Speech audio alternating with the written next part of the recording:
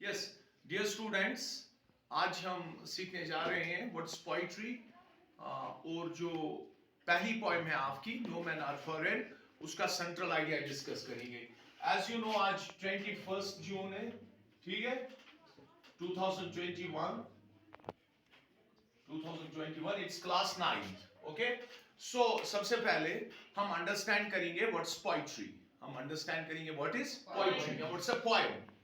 आपने सुना होगा आपकी जो टेक्स्ट होती है उसमें दो किस्मों का सबक होता है, या तो नसर होता है या नज़म होती है।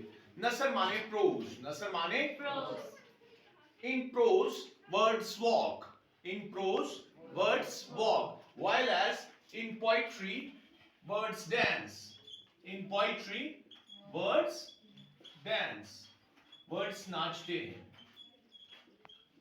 इससे पहले भी मैंने आपको कहा अगर मैथ में 3+2=5 है तो क्या है, जो आर्ट्स एरियाज है या लिटरेचर है, यहां पर ओपिनियंस डिफर होते हैं। कोई एक पोइट्री को एक तरीके से डिफाइन करेगा, कोई और एजुकेशनिस्ट या क्रिटिक पोइट्री को दूसरे तरीके से डिफाइन करेगा, depending upon their individual knowledge, imagination and experience. तो कुछ कॉमन डेफिनेशंस जो है, पोइट्री क्या है? Poetry is the overflow of powerful emotions. जब आपके अंदर या शायर के अंदर जज्बात हावी हो जाते हैं तो उनका जो ओवरफ्लो होता है तो उसको कहते हैं पोइट्री। जैसे आप गाने सुनते ही होंगे, या कोई और, या मैजूर है, सलमान इकबाल है, इंग्लिश सॉन्ग्स है, कश्मीरी फोक सॉन्ग्स है, it's all poetry.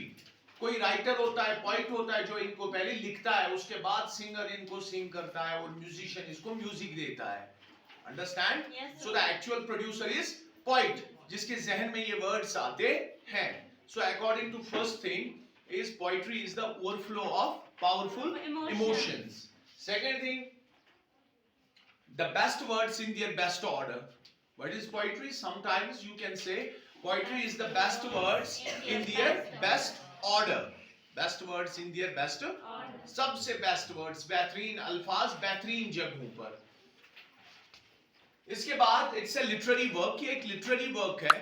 Literary work में ड्रामा भी आएगा, नॉवल भी आएगा, शॉर्ट स्टोरी भी आएगा, कसीदा, मरसिया, रुबाई, व्हाटएवर, पोइट्री भी आएगी। It's a literary work in which the expression of feelings and ideas is given intensity.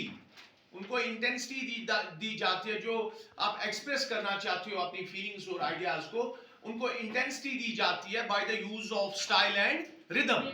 जबान में आप रिदम और स्टाइल का यूज करते हैं, उससे पोइट्री बन जाती है। या आप कह सकते हैं when an emotion has found its thought and word and thought has found its words।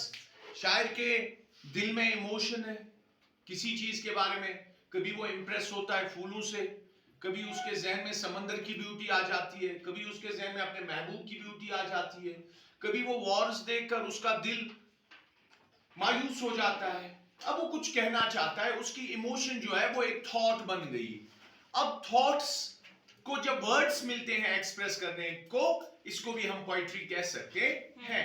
और एक बात मैंने ऐड की, सिंपल है, बच्चों को याद रखने के लिए है कि in poetry words dance, in poetry words while as in prose words walk.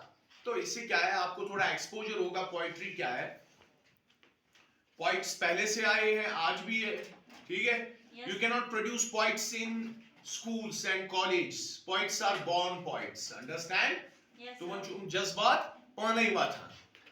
तो नो मैन आर फॉरेन एक हमारी पोएम है 9th में, फर्स्ट पोएम है, जेम्स किर्कअप ने ये लिखी है, ठीक है। आप इसकी रीडिंग घर में कीजिए, रीडिंग 2 बार कीजिए, 3 बार कीजिए, हर पॉइंट को अंडरस्टैंड कीजिए। इससे पहले भी मैंने एक बार आपको पढ़ाया है ये, ठीक है। तो क्या है इसका सेंट्रल आइडिया, क्या है? नो मैन आर फॉरेन, कोई भी शख्स विदेशी नहीं, नो कंट्री स्ट्रेंज, कोई भी मुल्क अजीब नहीं है। Why? Because beneath different uniforms, मुख्तलिफ कपड़ों के नीचे, अ सिंगल बॉडी ब्रेथ्स, एक ही बॉडी सांस लेती है। The I have got 2 arms, chest, belly, hind limbs, eyes, and the man In Canada, he has got the same body organs. Okay. Yes, sir. So beneath different uniforms, different dresses, the human body is same. Same. And this is one thing. Second thing is, they have got hands, we have got hands.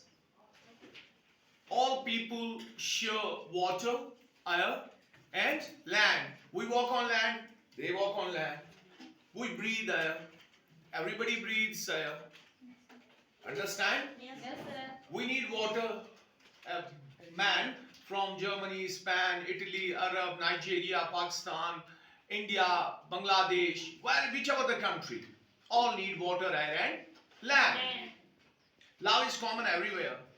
A father loves his children. A mother loves his children. Children love his father. Understand?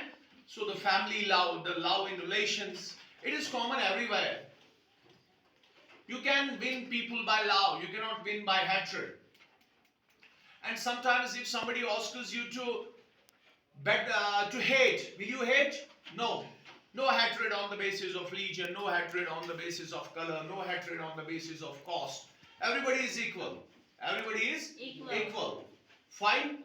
So, one more thing. And wars. What does wars do? Wars pollute our earth. Wars pollute our. They defile earth. वो जमीन को गंदा करती है. It's a hell of hatred. If there are peaceful harvesters, अगर अमन से फसल कटाई होती है, it feeds all. It feeds. This is the central idea of the poem. इसको पढ़िए, फिर से पढ़िए, फिर इसके बारे में आप कल आपके लिए होमवर्क है कि आप कल क्या करेंगे? इस पर एक समरी लिखेंगे. ठीक है? So what is the message of the poem? The message of the poem is universal brotherhood. All men are equal. Nobody is superior, nobody is inferior. Love is common. We all humans are alike. Wars bring destruction. Love brings peace. Understand? That's the message of the poem. This poem is very beautiful. I love this poem. Understand? So thank you.